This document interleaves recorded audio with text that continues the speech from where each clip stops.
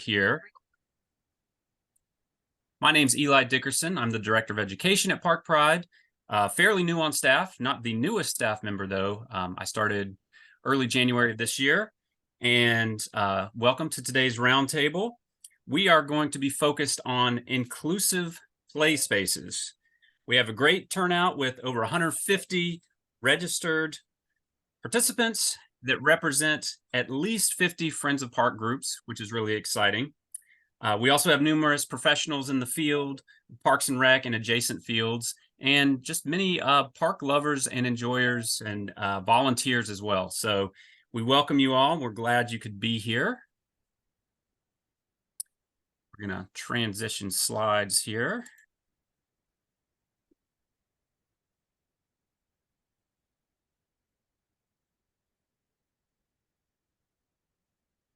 Right. So today's roundtable is a direct extension of our current Parks for All campaign, which many of you are familiar with. Park Pride believes that everyone, regardless of zip code, age, gender, and ability, should have access to a great park in their neighborhood. Earlier this year, my colleagues had a great conversation with the new executive director with the Rich Foundation, Diva Hirsch, that led to this educational series that begins today with this roundtable. It's going to be followed by a park design consultation for half a dozen parks that will receive pro bono design help from local landscape architects. Many of you are probably familiar with this program, and some of you have probably been through it as well. And this will culminate in a park design workshop, which is open to everyone. That will be on November 1st. And we'll let you know when registration is open for that. So our goal through this series is to educate park designers and Friends of Park leaders on the value of inclusive design and play spaces that we hope will become successful Park Pride grant-funded projects. It is in this way that we will move from intention to action. So thank you to the Rich Foundation for helping to create a spark that can bring about real change for many Atlantans with disabilities. This program is also made possible through the support of all of our corporate partners, including but not limited to our closest supporters, Georgia Power, the Home Depot Foundation, and Truist, as well as all of the wonderful names that you can see on the slide here. Thank you to all of our sponsors. And before I introduce the speaker, I want to remind everyone that today we're going to ask that you use Zoom's chat feature for any of your questions. And we're not going to take those live as the presentation is happening, but instead we're going to try to go through as many of those as we can in the about 15 or 20 minutes that we've saved at the end of the program. So we'll do our best to answer as many questions as we can. Okay. Meghan Talarowski is Executive Director at Studio Ludo in Philadelphia, Pennsylvania. She's no stranger to Park Pride, and some of you may actually recognize her as a former keynote speaker at our annual Parks and Green Space Conference. Meghan brings a wealth of experience and expertise in the world of play design, landscape architecture, and playground safety, amongst other things. And my favorite quote from her bio is that she believes that play environments in the U.S. can and should be better. Meghan, we welcome you today. And could you, first off, maybe briefly tell us a little bit about yourself, what you do, and what brought you into this work? Sure. Thanks for having me, Eli.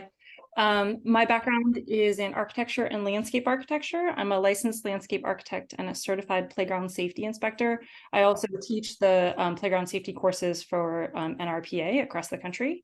I got my start working for the Trust for Public Land in San Francisco, and I was building playgrounds for them and doing community engagement work, really trying to understand how we can support local neighborhoods through great parks, green spaces, and play spaces. Studio Ludo is our nonprofit that we started in 2015, and we'll give you a little bit more of our background about what kicked us off. Fantastic. Well, Meghan, as you know, many roundtable attendees here are here with a keen interest in educating themselves in best practices for designing and creating inclusive play spaces in their local parks. And as you present your findings today from your study on inclusive play spaces, it would be really great if you could take some time to speak to the best practices and innovative play designs that address needs for all park users, including those with physical and developmental disabilities, while also supporting play for all ages and abilities. And I have been fortunate enough to see your presentation in advance, and I know that you will do just that, and we thank you for that. I know your research findings will inspire future park play space designs across Metro Atlanta, and Park Pride hopes to see some of those designs actually come in future grant applications. So with that, thank you for being here, Meghan. I'm going to turn it over for you. We've got about a 30-minute presentation. Again, put your questions in the chat, and we'll have 15 or 20 minutes for Q&A at the end. Thank you, Meghan.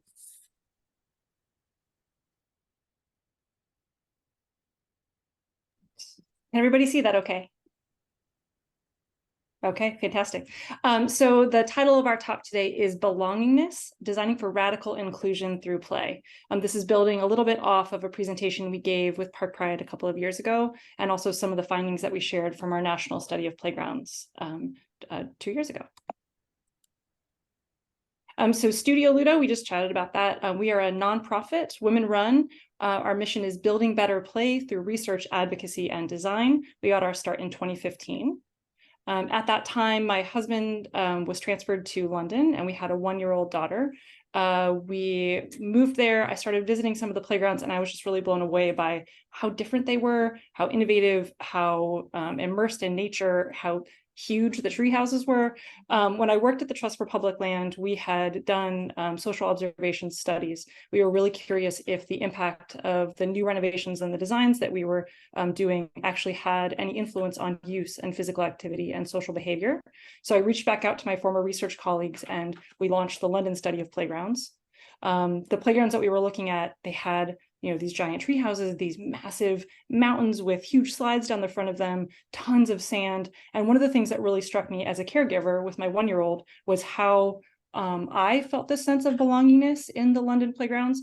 There were plenty of places for me to sit. It was really easy to get there with my stroller. There were cafes, there were restrooms. There was a sense that everyone was invited into that space. And I was really curious what it was about that built environment that gave me that sense of belonging. So over a 3-month period in London, we used social observation to collect play behavior data on over 18,000 people in 16 playgrounds.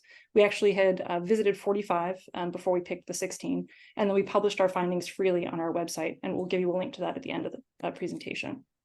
When we got back, we started Studio Ludo, and then we were contacted by the city of New York, and they said, can we replicate this in New York City? Your findings were really fascinating, so we launched the New York City study of play features and value. And what I was struck by in the New York playgrounds as well was also this sense as a caregiver that I felt a sense of belonging and caretaking. So we looked at 23 playgrounds over a 1.5-month long period, and we collected play behavior data on over 6,000 people. So what we were really trying to get to is, I had this sense of belonging, but what is it that was making me feel that way? What makes a great place to play? And that was really foundational in the research that we were doing. So we reached out to the National Institutes of Health, and we were awarded funding 4 years ago. And so we launched the National Study of Playgrounds. So we looked at 60 playgrounds across the United States and really tried to dial in on what it is that makes us feel so good in public play environments. We were supported by a really phenomenal team. These are individuals that I worked with at the Trust for Public Land, Dr. Deborah Cohen from Kaiser Permanente, Dr. Tom McKenzie, as well as others from RAND and Kaiser Permanente, really phenomenal data scientists that have been working on social observation in public space for over 20 years. We also had a phenomenal advisory board that helped us to sort of craft and understand what were the play spaces to look at, sort of the best play environments in the United States. Our advisors are play designers themselves, play advocates, individuals that work in parks and recreation. We also had some medical professionals and occupational therapists, and then my lucky children who got to visit many of the playgrounds across the United States and kind of help us pick what were the ones that we wanted to study in. So when we were building this study, we wanted to make sure that we had a great representative sample of all of the different communities across the United States. We focused primarily in urban areas just because there were more playgrounds to look at in a denser area, but we made sure that we really looked all across the United States. And what we were interested in is that when we were looking in New York, when we were looking in London, we saw these playgrounds as being really innovative, very new, trying out new things, not something that was necessarily picked out of a catalog. So we decided that that's what we were going to do for the national study. Look at 30 innovative playgrounds, 3 in each of the 10 major cities, and then compare them to the more traditional post and platform environments, the ones that you kind of see in your neighborhoods today. So we had to come up with a definition of what an innovative playground was. So we made sure that the playgrounds that we selected, with the help of our advisory board and our data scientists, met at least 3 of the following 5 criteria. We were looking for playgrounds that had a variety of surfacing types, that weren't just one unitary pour.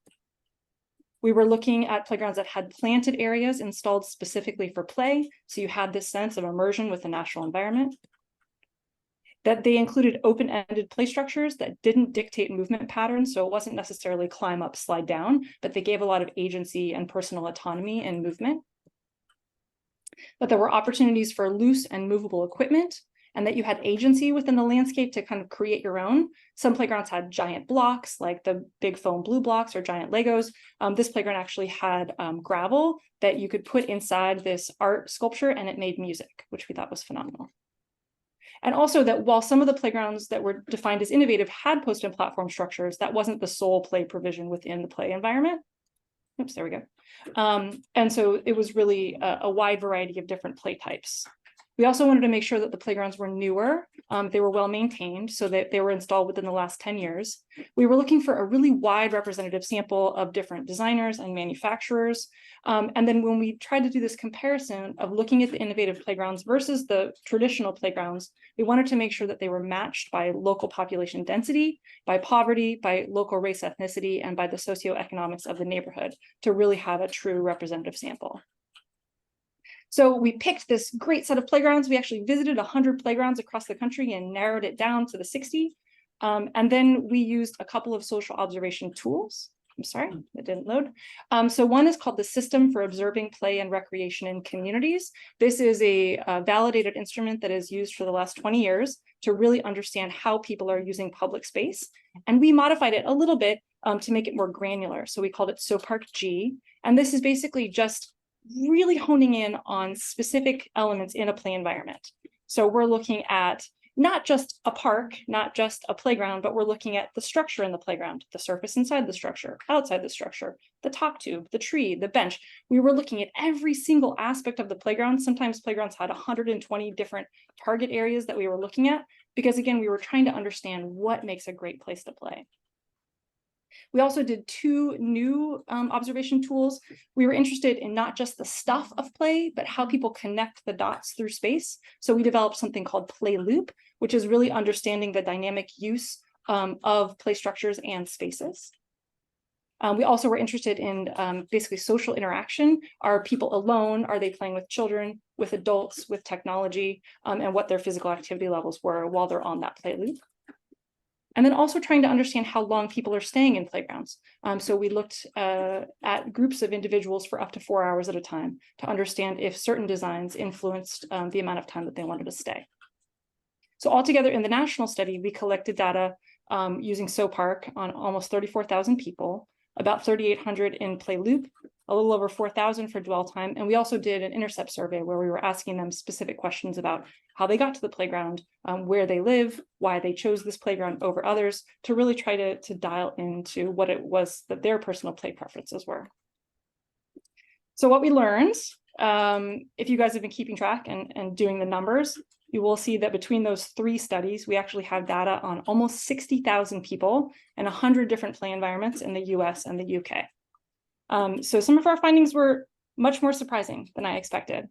The first one is not as surprising. It is that design matters. People really enjoy being in spaces that are intentionally crafted for them, that make them feel good about themselves. We saw in the innovative play environments that there were twice as many people in them. There was 3 times as much physical activity. And it's really just because these look intentional. These look like a space that you want to spend time in. There are different scales of spaces, different opportunities for movement for people of all ages. So we know that design, we can say these innovative playgrounds do really have an influence on use and physical activity. We also know that location is incredibly important. We have to support people where they're at. It's great to build these higher end destination playgrounds, which is what a lot of the innovative playgrounds in the study were, but we also have to support people where they're at. We found that people that live within a half mile of a playground are 5 times more likely to visit weekly than those that live further away. So when we're looking at play provision in our cities and really trying to understand how we're providing public play opportunities for all, we really have to do this analysis of, is every resident in our city able to walk or ride their bike in 10 minutes to a local place to play? And trying to understand, where are people gathering, and can we use play as a way of having lifelong health? Look at our popular parks and integrate more play opportunities. We also discovered that environment matters. And as a landscape architect, I'm super excited about this statistic. I shared this during my keynote, but we found that playgrounds that have mature trees in them have twice as many people in them as playgrounds with no trees. This was incredibly important, and especially when playgrounds really integrated mature tree canopy into the play experience, it just became this like focal point. And we actually found that the trees, over any other piece of play equipment or any other design element, it was the trees that really impacted use in the playgrounds. And this is our most surprising. So inclusion matters, but who are we including? We found that half of playground users are not children. And whenever we share this statistic, people are always a little taken aback because a playground is for kids. But how do the children get there? Who takes them there? Really understanding that there is this whole other user group that we're not designing for, and that their experience in that playground is incredibly important as well. So we developed this chart to really try to dive deep into how play supports human development. And we definitely understand as a culture that play is essential for young children and babies. It's basically creating these dynamic, fast-growing brains. It's connecting all these synapses. And so play is super essential for mental growth when children are small. And then we know that play is really essential for children's physical development. It's actually really important that kids interact and have impact activities, because as kids leap and jump off of stuff, that impact on those bones and muscles is what makes them stronger. So we want to encourage kids to move and to have opportunities for risk-taking in their middle childhood. But then we really stopped designing play, at 12, we're not designing playgrounds beyond that point. And what we need to understand is that we're still playing. It just has a different developmental purpose in our lives. It's helping us to foster social and emotional relationships. It's helping us understand friendship pairings or partner pairings. When we first have our own children, it can be very isolating. So having opportunities to go into public space with other caregivers and interact with them and talk about what it means to be a parent. And then also as we age, maintaining social relationships and combating loneliness is incredibly important. So I want to go back to this idea of inclusion. We 100% are required. It is a law, a civil rights law from the Americans with Disabilities Act, that in any public environment that we are providing equal access and usability for those with disabilities. We absolutely are required to do this, but there are ways that we can do this. So in this talk, I want to say, yes, we have this requirement, and I would like to take the idea of inclusion and expand it. So we're not talking just about people with disabilities, but we're also talking about people in minority groups and other excluded and marginalized peoples. So the focus of the talk today and the examples that I'm going to give from the study, we're talking about radical inclusion and this idea of belongingness, that sense that I had when I was first in London, where I felt that I was designed for, I was cared for, I was thought of in this public space. That's what we're going to talk about today. So when we're talking about belongingness, I really want you to take a step back and think about your user, really understand your user. So we'll start with disabilities, because this is our legal requirement in built environments, public built environments. So this is from the 2021 American Community Survey. So this is the most recent survey of the United States and what their demographics are. So when we're looking at the percentage of disability within the population, for children, it's 6% of children under the age of 18 have a disability. For adults, it's 10%. For seniors, it's 24%. And for seniors that are over the age of 75, it's actually 46%. So then if you take our statistic, which is that half of people in play environments are not children, that group, that 50%, it's so essential that we understand how to take care of those individuals, how to make them feel included and a part of that space. So that's the first thing that we're going to talk about. We actually had really surprising findings about caretaking, making sure that people feel like their basic needs are met in that space. A big one is, once people get there, one of the things that adults really love to do, because we're a bit tired, is we want to find a nice place to sit. We found that picnic tables add 9% more people. When we're thinking about places to sit, we're also talking about arms and backs, levels of comfort, shade, lines of sight. It's really crucial that the caretakers that are in that space can have an opportunity to get to successfully, sort of set up shop, have opportunities for snacks, and for caretaking of kids. We want to make sure that the caretakers are taken care of as well. We also, as humans, all have very basic needs. One of the worst things that you can hear as a caregiver is, you know, you've schlepped all your stuff there, you've gotten on the coats and the shoes, and you've done the whole thing, and you get to the playground, and that little voice says, I have to pee. So we found that playgrounds with restrooms have 44% more people in them, and we're always advocating for gender-neutral restrooms, and also for places to do diaper change in all gendered restrooms, because caretaking does not have a gender. So once we've sort of taken care of people's basic needs, then we're going to give them opportunities for play. When we're talking about inclusion, and when we're talking about all of those people that have physical disabilities, we don't want them to feel othered. We don't want them to feel separate. We want those opportunities for getting into and being part of the play experience to be the central feature of the play. I think New York City Parks and Central Park Conservancy do a really great job of this. This is East 110th Street Playground, and you can see here, if you follow my cursor, that the accessible ramp is the primary play experience, and everything kind of unfolds around that primary route of travel. Or at Maggie Daley Playground in Chicago, the most fun play experience is this giant cladder bridge that connects the two towers, and that is fully accessible. So the primary, most fun way of interacting with the playground is the accessible experience. Or at Hoyt Sullivan Playground in Boston, the racetrack is the accessible experience, and the only way to get into the treehouse tower is a ramp that is open to all.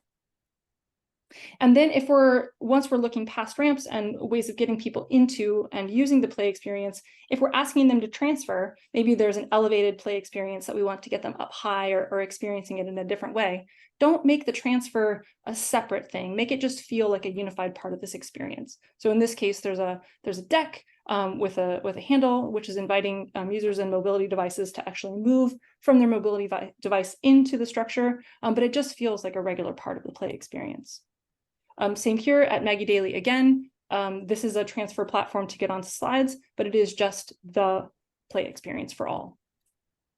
And then thinking beyond just physical play, thinking about sensory opportunities, opportunities for loose parts play and manipulation and agency in the landscape. So thinking about different ways that individuals can play together, and it just feels like a regular part of the play experience, not something that's separate. Thinking about other opportunities for sensory play, like with reflection and light and color and sound and music. There's a lot of different ways where everybody can play together that don't have to feel like they're separate, but they feel like they're equal. Being immersed in nature and having these opportunities to see things differently. Thinking about pathway systems and opportunities to be, again, like immersed in a natural experience, but also safe. So in this case, I think they really artfully used the berm as a way of having a wheel stop, so that an individual with a mobility device doesn't fall off the edge. And then if you have one primary path of travel, have it be the center of everything. There's so much play that's happening in and around this central spine. At Smale, there's climbing on the rocks, there's climbing up the walls, there's going across the bridge. And so individuals that are more able-bodied that are using those experiences are right in the mix with those that are in mobility devices. Just because someone is in a wheelchair doesn't necessarily mean that they don't want to have a risky play experience. So we should be providing an equal opportunity for trying out risky play. That can be from being at extreme heights. So in this case, there's a series of transfers that allow someone to transfer in and navigate all the way to the top of this tower and down this epic slide that's actually in the middle of the tower. Or they can transfer in and down onto these series of nets and rope climbers. And the thing that I love about this in the Civic Center playground is that the transfer experience is just the way to get onto the structure. So again, it just feels like a really unified part of the play. So now we talked about the disabled user and ensuring that we have inclusion for that user. But let's talk about the expansion of that idea of inclusion and talk about minority groups. So when we're looking at, this is looking at the United States and the different race ethnicities that we have from the most recent census. We didn't see in the national study, or any of our studies actually, any difference in how people play based on race, ethnicity. There is no difference. What we did see is that the playgrounds and the parks are generally reflective of the neighborhoods that they're in, which makes a lot of sense because people like to walk to their local playgrounds. What we did see, and what I want to point out, is that when there is increases in poverty, there's also decreases in use and activity. And this was found not just in our studies, but in the National Study of Neighborhood Parks and in a number of studies that our partner researchers have done. This is not to say that we are not investing in these communities at all. What it's saying, we ask these people, well, we see this decrease in use in your playgrounds, why? And the number one reason is crime. They're concerned about safety in public space. We saw that if we install these better designed playgrounds, these innovative playgrounds, we're seeing a huge impact on that decrease. It's halved. And when we're talking about safety, we really want to make sure that people want to spend time in these spaces, that they feel secure in allowing their children to go and play in their public parks and playgrounds. So one of the things that we did find was that playgrounds that have full or partial enclosure had more activity and more use. And so we're not talking about giant chain link fences to fence off these areas, just artful ways of, maybe there's one entrance and one exit. In this case at Levy Park, there's a very subtle fence kind of embedded in a planting area. But as a caregiver, I feel secure because I know that there's a lot of eyes on this space. There's a lot of people in this park. It's really centrally located. And I know that I can set up shop on this bench. I can see my kids playing, and I know that there's only one way in and out. And so I feel more secure. When I'm more secure, I allow my kids to play and to take risks and to have a great time. Thinking about other users when we're looking at those excluded and marginalized peoples. So in the case of playgrounds, if half of them are teens, adults, and seniors and they're not designed for, well, that's a marginalized group. Women are the primary adult user in a playground, but we often don't think about some of their experiences as a caregiver. Like, where is a woman going to be breastfeeding or feeding their child? Or if a child is having a tantrum or a meltdown in the space and they need to kind of carve off space for them, where are they going? Where are they taken care of? And we're talking about these different groups that have this sense of exclusion from society or have this sense of marginalization. Play is so great in that it provides a common experience. And so that's what we're looking to do in playgrounds, is we're trying to use play as a vehicle for connecting with others. There are ways that we can play with each other that don't even require the same language. We've traveled to other countries with our children. They absolutely don't speak the same language as the other kids, but they can still play together. So we're interested in using the playground as a vehicle for creating shared experience and bridging across these different types of groups. So the most common, most popular experience is swings. People love to swing. They love linear motion. It's very calming to our vestibular systems, lowers our stress levels, and it's a way to connect with each other, be social together, just really enjoy being together in public space. Creating a variety of different types of play experiences for people of all ages is essential. We talk about embracing your inner woohoo, that time where you're doing something that seems like really risky and really crazy, and that breaks you out of your social box, and then you start chatting with your neighbor. So finding opportunities for high-speed moments in playgrounds encourage 18% more users, especially opportunities where we can have those high-speed moments together and with our child. Having tower features, getting up really, really high, it feels really exhilarating, and that kind of breaks down our disconnect between each other. So opportunities for height and for sliding really fast. And I really want to focus this on unbiasing our play, really understanding that we need to provide opportunities for all ages, all body types, all ability levels. And if we're going to be installing things in our playgrounds, they need to be more open-ended and more inviting for different individuals to utilize them. So when we're talking about climbing structures, these are great because there's no one right way to play with this or engage with it, and it really invites everyone in to connect with each other. Also thinking about non-traditional play elements that are just invitations for movement and connection. We found a lot more use with berms, especially if they have climbing features and sliding features. And then water play is this sort of ubiquitous equalizer. Everybody loves to play with water. It encourages significantly more physical activity, and we could just see families and people of all ages and abilities really enjoying and connecting with each other through water play. So essentially what we were looking at with our research was what makes a great place to play, and we were so hyper-focused on the what, like the things of the play, like is it a slide, is it a swing? But what we ultimately found in our research is that it's not so much about what makes a great place to play. What people enjoy is having this sense of belongingness. So we created this checklist. The checklist is just 10 things. Like, if we could really narrow it down, I gave you all this data and all this information. We have data on 60,000 people, but it's really actually fairly simple. So we're going to be talking about context and environment, supporting people where they're at, locating play experiences within a half-mile of residence, including trees, preferably mature trees, having this sense of enclosure, having support structures that take care of people, and then providing opportunities for physical play and sensory experiences. Swings, climbers, and great heights are things that make our physical body feel great. Sensory play, moving your bodies at high speeds, interacting with water, and interacting with loose parts and having agency. So we have this checklist of 10, and it actually really correlates nicely with a sense of belonging. So making sure that we're supporting communities where they're at, helping to build this social cohesion, that we have a sense of immersion with the natural environment, that we feel safe when we're out in public space, and that our comforts, our basic human needs have been taken care of. And then we can provide the woohoo.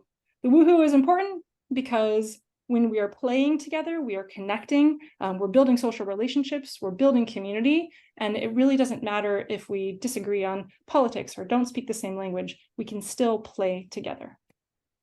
So I'm going to give you a couple of examples, and I'm going to zoom through it because I think I'm running out of time. So we have two playgrounds that we're going to talk about today. One is the Arches Playground. This is a huge destination playground that we had the opportunity to design in Omaha. It's right in the heart of the city.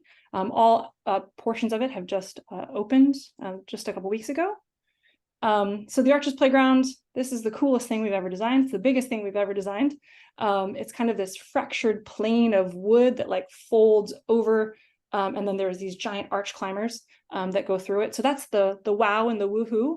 But most important is the surroundings. So we made sure that we have that just one entrance, that it's totally surrounded by nature, and we have a lot of mature trees and a lot of plantings.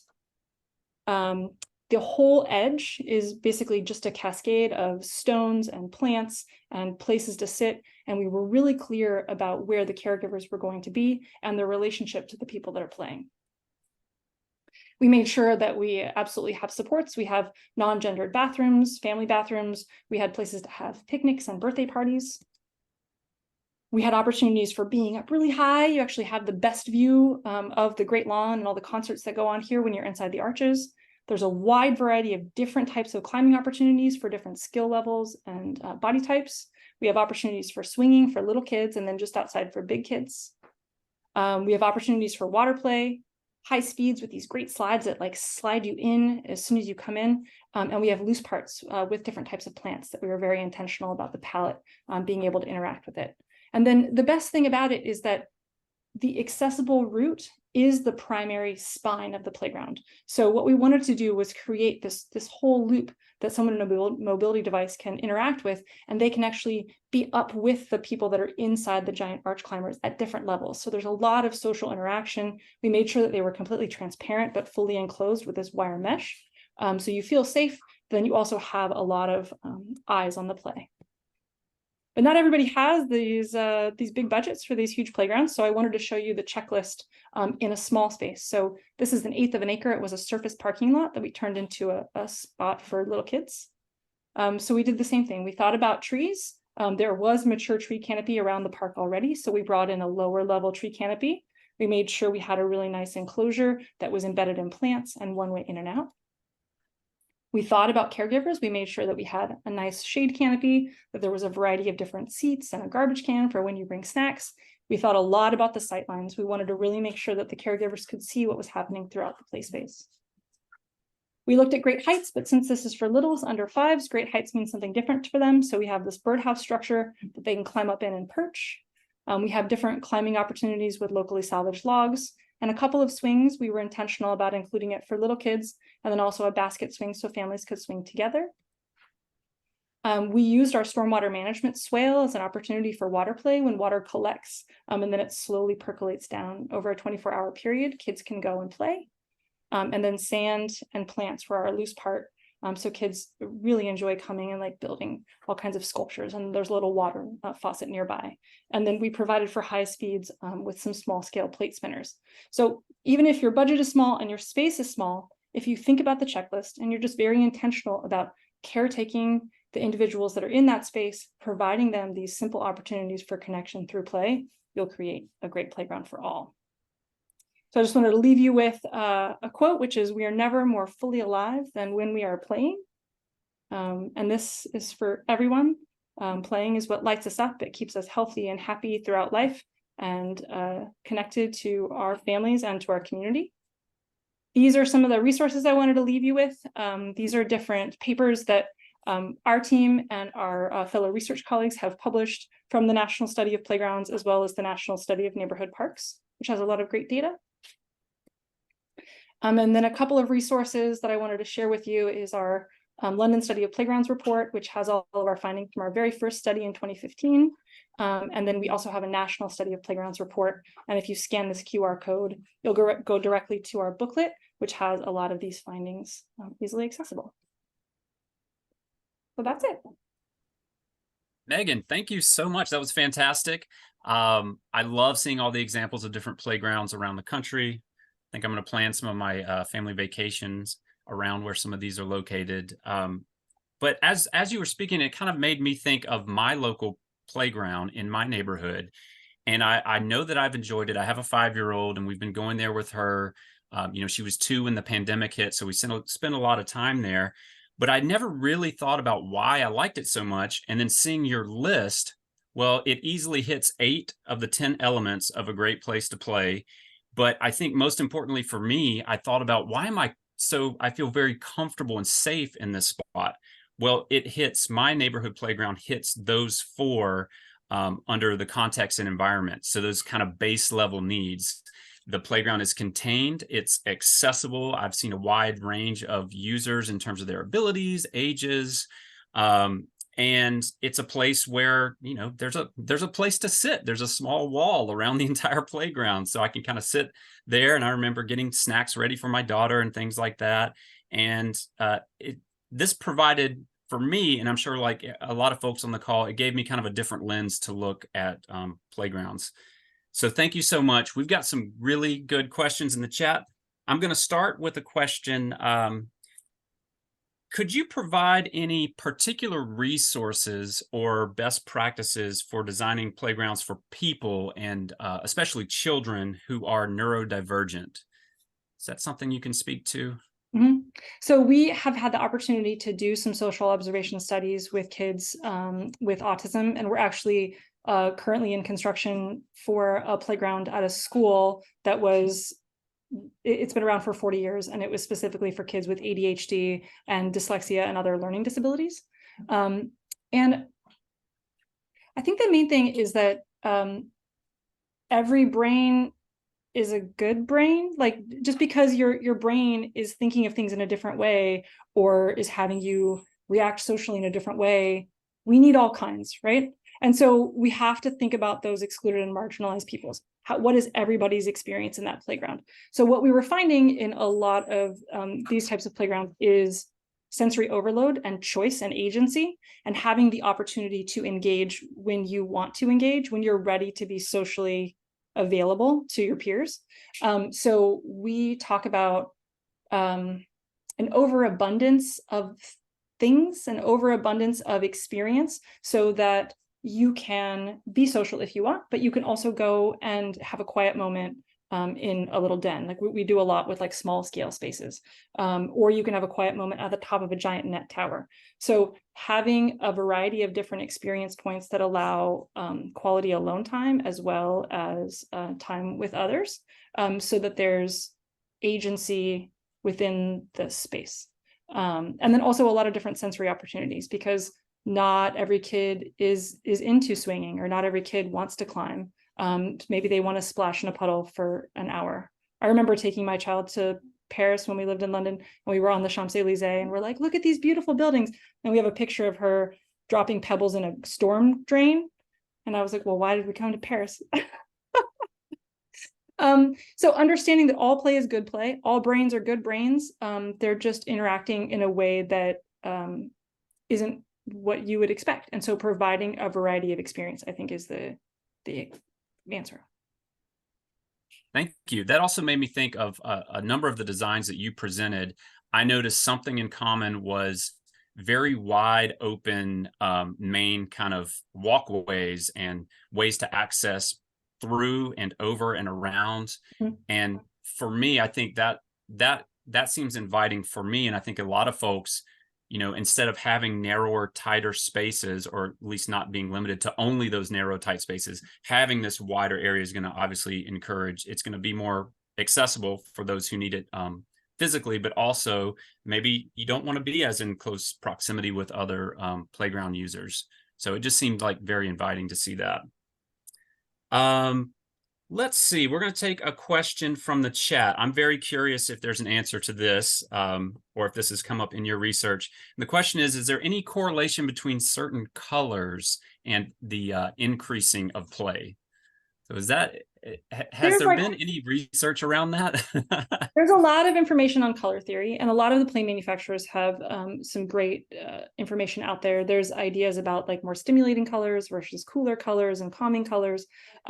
My preference is a variety of textures as well. So when people ask about color, I'm like, well, what about textures and what about smells? And so I'm always interested in integrating natural wood and boulders and plants to sort of add to the palette. So again, to provide this variety of sensory experience. So not focusing so much on like, well, red is good. It's like, well, red is good and wood is good and stones are good and wet stones are great because they have a whole different smell to them. So really thinking intentionally about the variety of experience that you're offering. So it's not just necessarily like, I picked this thing in this color and so I'm done. But always being intentional about who is in this space, what are their needs, and have I provided for them?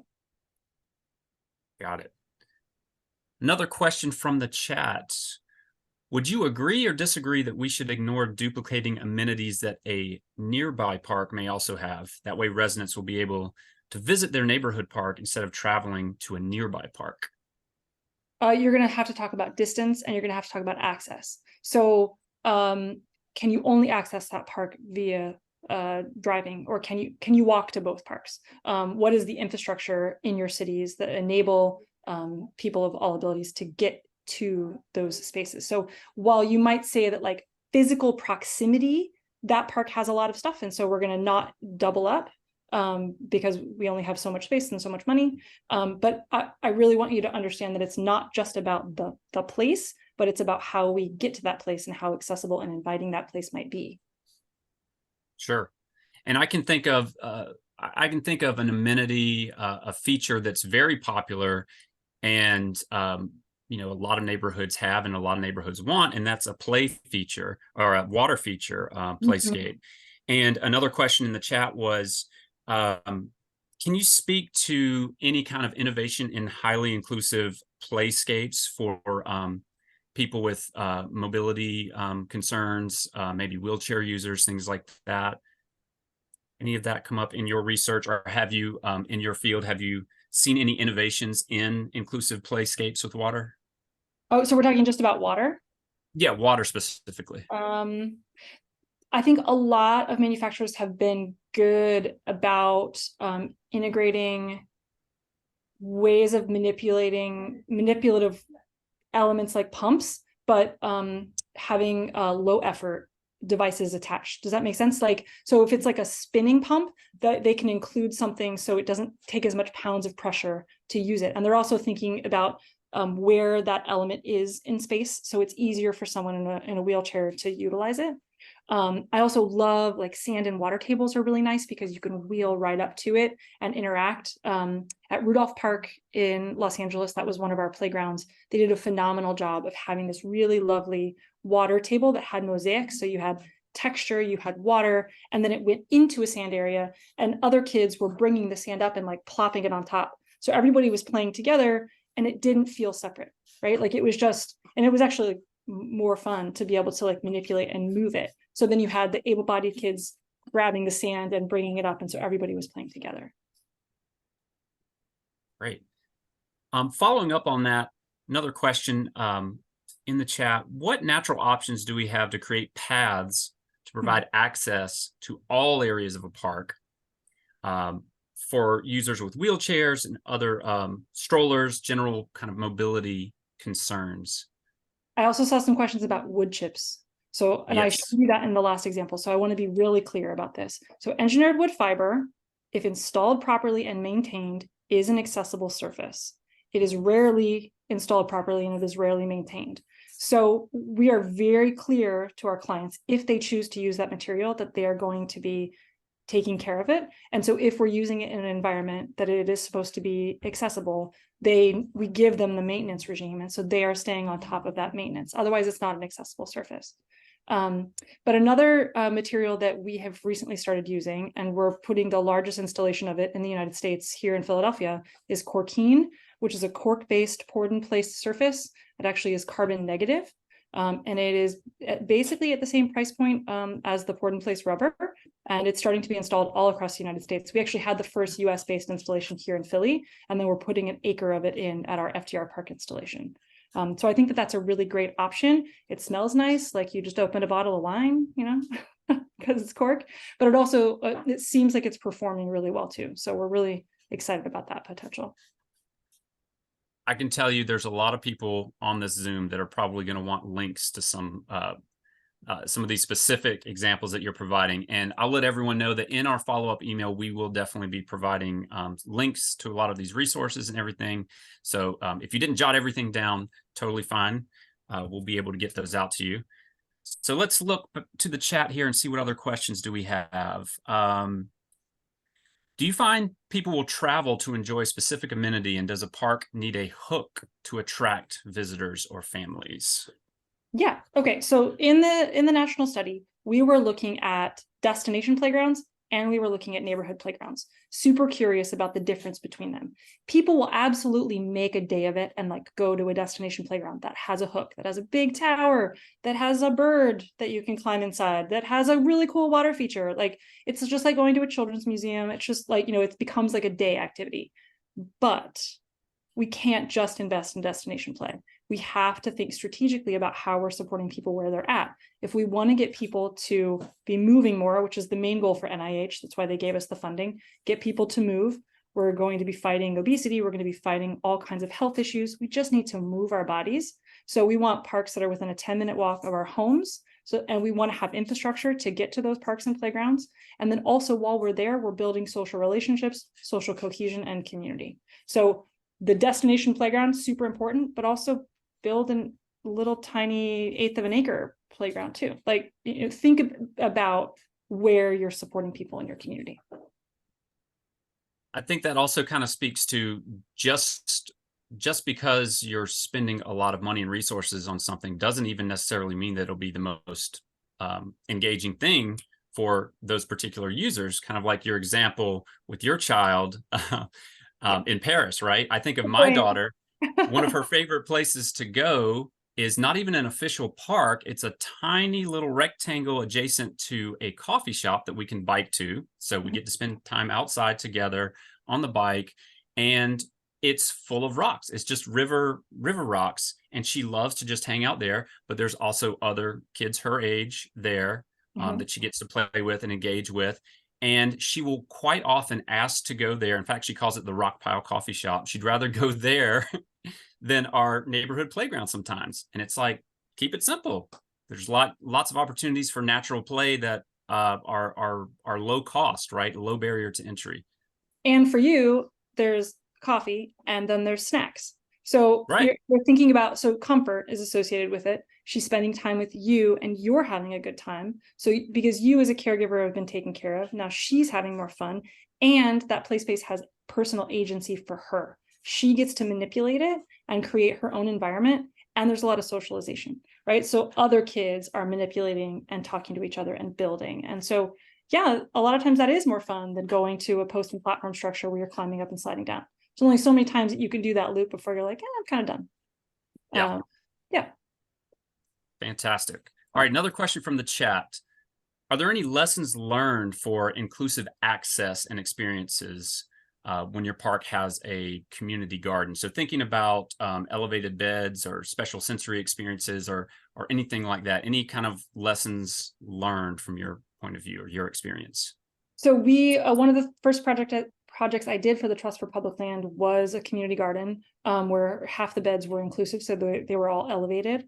So we didn't dive too much into other disabilities. We were primarily talking about physical, like mobility disabilities, but thinking about people that are blind or in other ways vision impaired, people that are deaf, thinking about other ways of making them feel included. So as you're coming into that space, maybe have like really brightly colored plants, or that is a place where I would use color, right? Having big differences in color palette. So it really, if someone has low visibility, they can see those colors. Having these like great scents, all these different things that you can interact with that smell really good or feel really good, like lamb's ears. So maybe having like a community bed that is engaging and has these different sensory opportunities.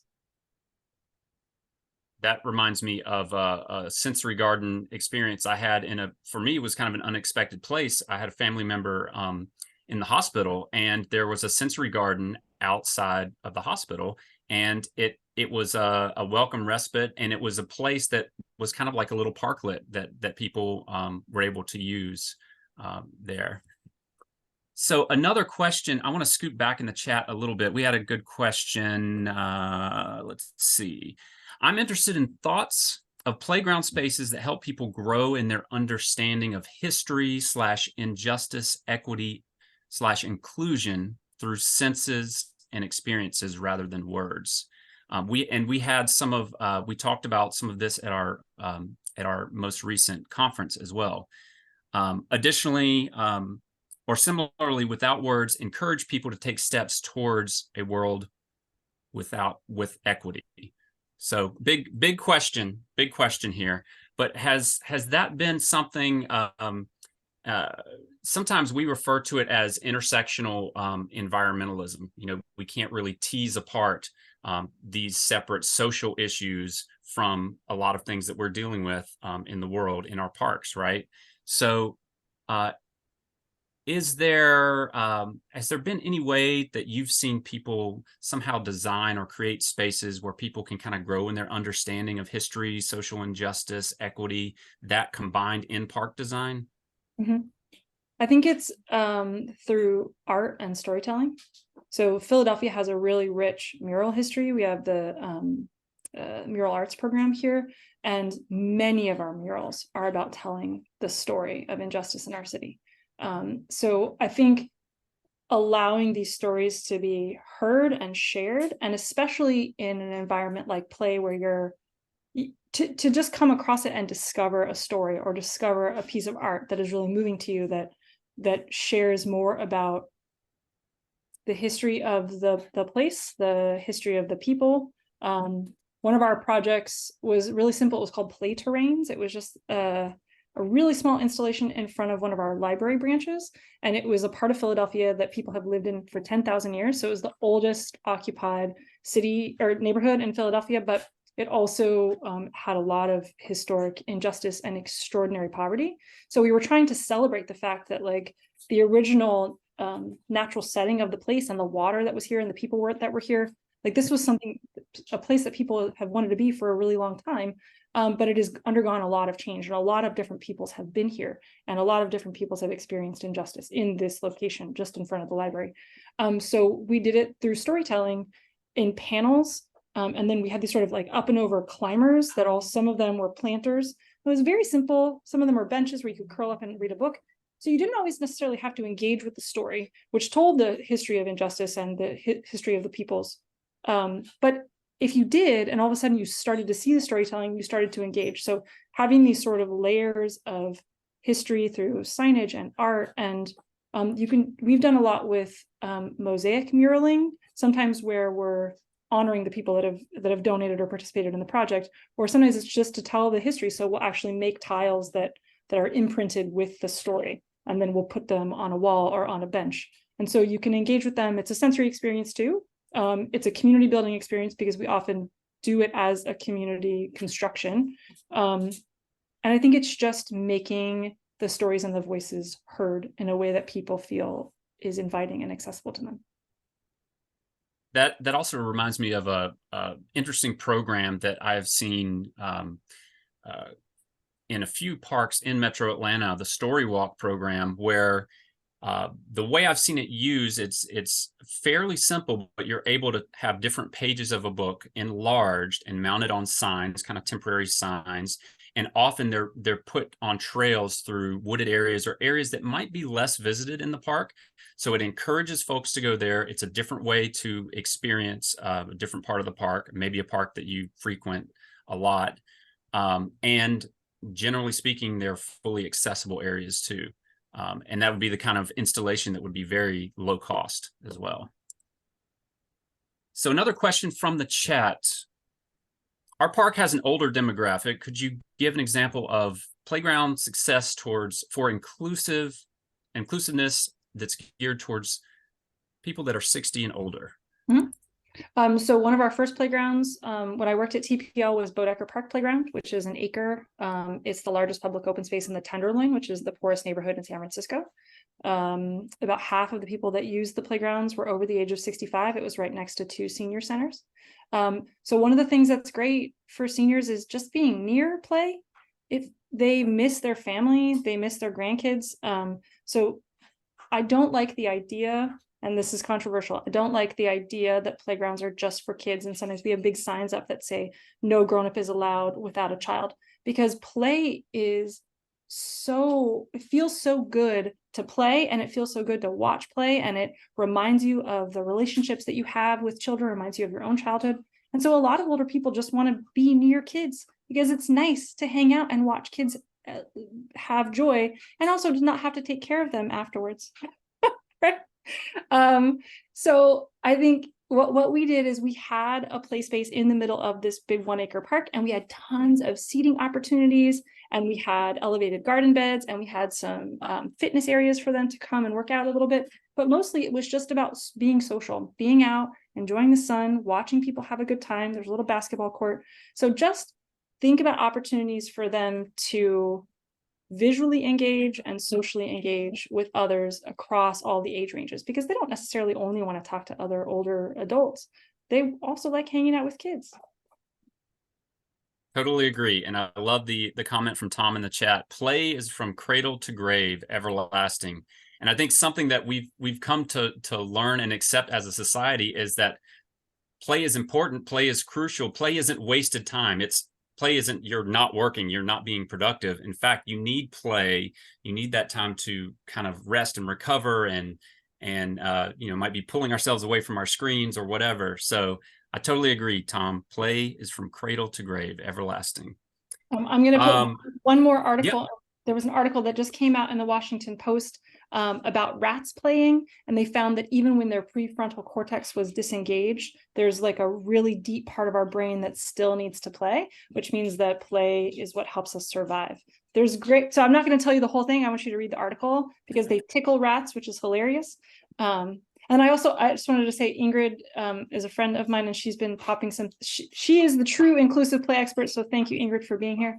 But she was talking about hearing and the idea of vibration and sound and music, and the idea of having music and being able to connect and build community through that, and that being a cross-generational, and for people that have a variety of impairments, like music is the thing that connects us as well as play.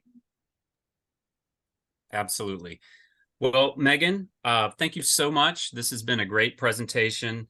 I want to thank everyone for attending. I did a rough count about 15 minutes in, and we had like 85 or 90 people. I'm sure more showed up. So I think we probably cracked 100 folks out of 150 or 60 that registered, which I believe may be one of our highest attendances for a Roundtable. So thank you. Everyone that registered today will get a follow-up email that includes a link to the recorded Zoom session. You also have a list of resources, and please also feel free to reach out to us. Again, I'm Eli Dickerson, Director of Education. My email is very simple, eli@parkpride.org. Shoot me a message. And you will also, by early November, we will have registration open for the Park Design Workshop on November 1st, which is open to the public. So we would love you to come out and see some of the designs. Megan will actually be flying down from Philadelphia and working with some of the friends groups and designers and kind of critiquing their work. And it's going to be a really great experience. We hope to see some of you there as well. So with that, thanks so much, everyone. Thank you, Megan. We appreciate your time. Thanks, everybody. It was great. Feel free to reach out to me if you have more questions. I'll pop my email in the chat one more time. There you go. Fantastic. Thanks so much, everyone. Have a Have a great day. great Wednesday afternoon.